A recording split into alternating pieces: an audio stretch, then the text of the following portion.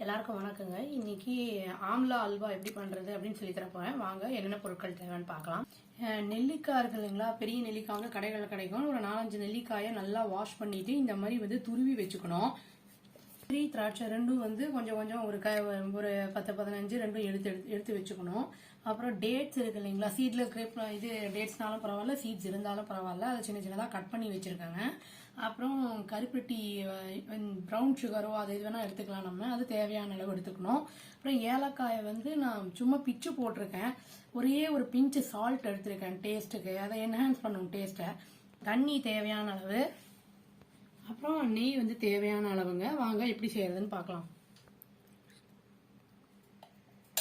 இந்த துருவி வச்ச நெல்லிக்காய் இருக்கு இல்லைங்களா, அதை நல்லா வந்து நெய் போட்டு வதக்கிட்டு அரைச்சிக்கலாம். நம்ம ஒரு கடாய் ஆன் பண்ணிட்டு அடுப்பு ஆன் பண்ணிட்டு கடாயை வச்சு நெய் ஊத்திக்கலாங்க.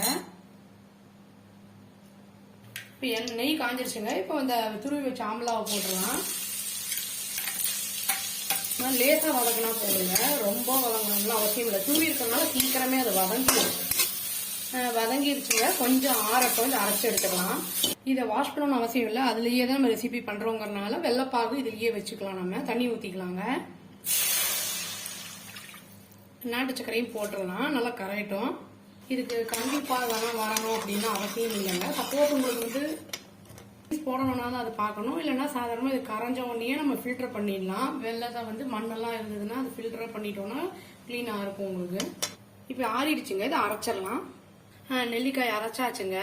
இப்போ வெள்ளை தண்ணியை ஊற்றிட்டு இதை போட்டுடலாம். இப்போ இந்த வெள்ளை தண்ணி இது இதுல வந்து அந்த அரைச்சி வச்ச ஆம்லா அந்த நெல்லிக்காய் இருக்கு இல்லைங்களா, அந்த பேஸ்டையும் போட்டுடலாம். இது கொஞ்சம் நல்லா சுருண்டு வரணுங்க. ஒரு அடுத்த இன்னொரு சைட்ல கடாயி வச்சு முந்திரி திராட்சை எல்லாம் ஃப்ரை பண்ணிடலாம். இப்போ நெல்லிக்காய் ஆக்சுவலி நம்ம வந்து பச்சையா சாப்பிட்றதுதான் பெஸ்ட். பெரியவங்க எல்லாம் அதை சாப்பிடலாம். இப்போ குழந்தைங்க வந்து யூஸ்வலா சாப்பிட மாட்டாங்க விரும்பி. அதெல்லாம் இந்த மாதிரி பண்ணி கொடுத்தோம்னா கொஞ்சம் விரும்பி சாப்பிடுவாங்க. எண்ணெய் காஞ்சிருச்சுங்க, முந்திரி திராட்சை போட்டுடலாம். இப்போ நெய் காஞ்சிருச்சு.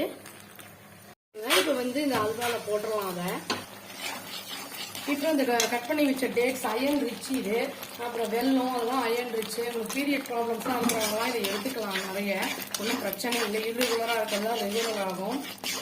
இப்போ கடைசியா ஏலக்காய் போட்டு ஒரு பீன்ச் சால்ட் வச்சிருக்கோம் இல்லைங்களா, அதையும் போட்டுடலாம். நெய்யும் வேணும்னா இன்னும் கொஞ்சம் போட்டுக்கலாம், நல்லா இருக்கும். ஆயிடுச்சுங்க, ரெடி ஆயிடுச்சு. ஆறுச்சுன்னா கெட்டி ஆகும், அது ஆஃப் பண்ணிடலாம். அடுத்த அவ்வளோதாங்க, ரெடி ஆயிடுச்சு.